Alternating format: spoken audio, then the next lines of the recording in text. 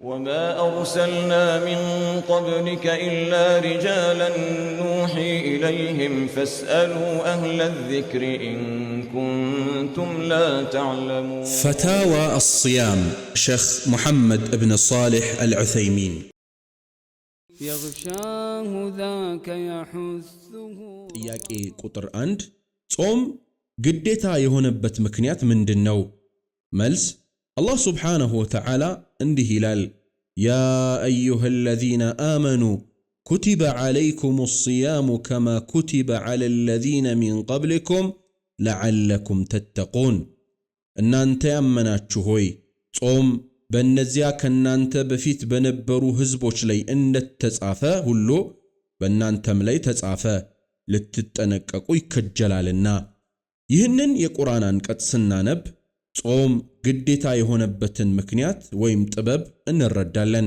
እሱም እንድንጠነቀቅ ወይም ተቅዋ እንዲኖረንና አላህን ሱብሓነሁ ወተዓላ እንድንገዛ ነው። ተቅዋ ማለት የተከለከሉትን ነገሮች መተው ማለት ነው። ተቅዋ በጥቅሉ ከተወሳ የታዘዙበትን መፈጸምና የተከለከሉትን መተውን ያጠቃልላል። ነብዩ ሰለላሁ ዐለይሂ ወሰለም ውሸት መቅጠፍን በውሸት መስራትንና የመሃይምን ሥራ መስራት ያልተወሰው ምግቡንና መጠጡን ብቻ መተው አላህ አይፈልገውም ብለዋል። ስለዚህ ጾመኛ የሆነ ሰው ግዴታዎቹን መፈጸምና ቃላዊም ሆነ ድርጊታዊ ከሆኑ ሐራም ነገሮች መራቅ በጥብቅ ይፈለግበታል። ሰውን ማማት፣ መዋሸት፣ ማሳበቅና ህጋዊ ያልሆነ ሐራም ንግድ መፈጸም የለበትም። ከሁሉም ሙሐረማት ወይም ሐራም ነገሮች መራቅ አለበት። ሰውየው ወሩን ሙሉ ይህንን ካደረገ ዋጂቡን በተገቢው ፈጽሞ ከሐራምም ከተጠነቀቀ በቀሩት የዓመቱ ወራት ነፍሱ ትስተካከላለች። ግን የሚያሳዝነው ነገር በርካታ ጾመኞች ጾመኛ የሆኑበትና ያልሆኑበትን ቀን አይለዩም። እንደ ልማዳቸው ዋጂቦችን መስራት ይተዋሉ፣ ሙሐረማትን ይሰራሉ። የጾመኛነት ምልክትም አይታይባቸውም። እነዚህ ድርጊቶች ጾሙን ባያበላሹም አጅሩን ግን ይቀንሳሉ። ምናልባትም ከበዙ ሚዛናቸው ደፍቶ የጾሙ አጅር ሙሉ ለሙሉ ሊያጠፋ ይችላል። يغشاه ذاك يحثه رمضان. ጥያቄ ቁጥር 2 ስራው በጣም ከባድ ከመሆኑ የተነሳ ጾም የሚከብደው ሰው ማፍጠር ወይም ጾምን ማፍረስ ይችላልን? መልስ በዚህ ጉዳይ ላይ እኔ የሚታየኝ ለሥራ ብሎ ጾምን ማፍረስ ሐራም እንደሆነ ነው። ሥራ እየሰራ መጾም ካልቻለ በረመዳን ወር እረፍት ይውሰድና ይጾም። የረመዳን ጾም ከኢስላም መሰረቶች አንዱ ስለሆነ ማጉደሉ አይቻልም። يغشاه ذاك يحثه رمضان. ጥያቄ ቁጥር 3 አንዲት ትንሽ ልጅ የወር አበባ ታያት። ባለማወቅ በወር አበባ ላይ ሆና ትጾም ነበር። ምን ማድረግ አለባት? መልስ በወር አበባዋ ጊዜ ትጾመው የነበረውን ጾም ቀዳ ማውጣት አለባት። ሳታውቅ ብትፈጽመውም በወር አበባ ላይ ሆኖ የሚጾም ጾም ተቀባይነት የለውምና ቀዳ ደግሞ የጊዜ ገደብ የለውም።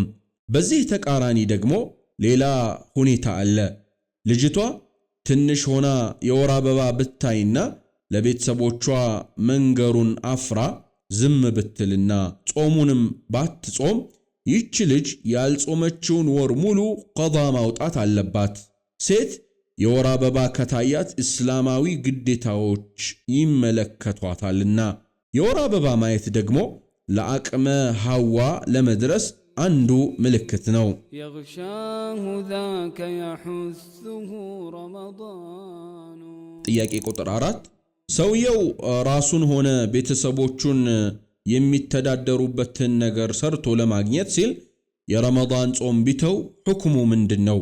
መልስ ይህ ለራሱና ለቤተሰቡ መተዳደሪያ ለማግኘት ሲል በሚሰራው ሥራ ምክንያት የረመዳን ጾም የተወሰው ይህን ያደረገው ሙተአዊል ሆኖ ከሆነ ማለትም ለበሽተኛ ሰው ጾም መተው እንደሚቻል ሁሉ ጾም ካልተወ በስተቀር ለመተዳደሪያው የሚሆን ነገር ሰርቶ ማግኘት የማይችል ሰውም ጾም መተው ይችላል የሚል አመለካከት ኖሮት ጾም የተወሰው ሙተአዊል ወይም የተሳሳተ ትርጓሜ ወይም አመለካከት ያለው ነውና በህይወት ካለ ጾሙን ቀዳ ያወጣል።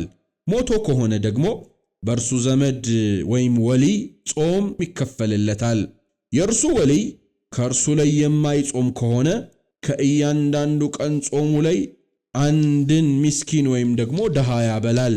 የተወው ያለ ታዊል ማለትም ሆም ብሎ ከሆነ ከዑለማዎች አስተያየት ይበልጥ ተቀባይነት ባለው አስተያየት መሰረት ማንኛውም የተወሰነ ጊዜ የተደረገለትን ዒባዳ ያለምንም ምክንያት ሆም ብሎ ከጊዜው ያሳለፈ ሰው ከዚያ በኋላ ቢፈጽመውም ተቀባይነት የለውም። በዚያ ፋንታ መልካም ሥራዎችን መስራትና ነዋፊልና እስትግፋርን ማብዛት አለበት። የዚህም ማስረጃ ነቢዩ ሰለላሁ ዐለይሂ ወሰለም የእኛ ትእዛዝ የሌለበትን ሥራ የሠራ ሰው ሥራው ተመላሽ ነው ማለታቸው ነው። የተወሰነ ጊዜ የተደረገለት ዒባዳ ከጊዜው በፊት መፈጸም እንደማይቻል ሁሉ ጊዜው ካለፈ በኋላም መፈጸም አይቻልም። ዑዝር ካለው ለምሳሌ ከረሳ ወይም ካላወቀው ግን መርሳትን በተመለከተ ነቢዩ ሰለላሁ ዐለይሂ ወሰለም በእንቅልፍ ምክንያት ወይም በመርሳት ሰላት ያመለጠው ሰው ሲያስታውስ ይስገደው፣ ከዚህ ሌላ ማበሻ ወይም ከፋራ የለውም ብለዋል። ሙስሊም ዘግበውታል። ምንም እንኳን አለማወቅ የሚለው ጽንሰ ሐሳብ በዝርዝር መታየት የሚገባው ቢሆንም ይህ ግን ቦታው አይደለም።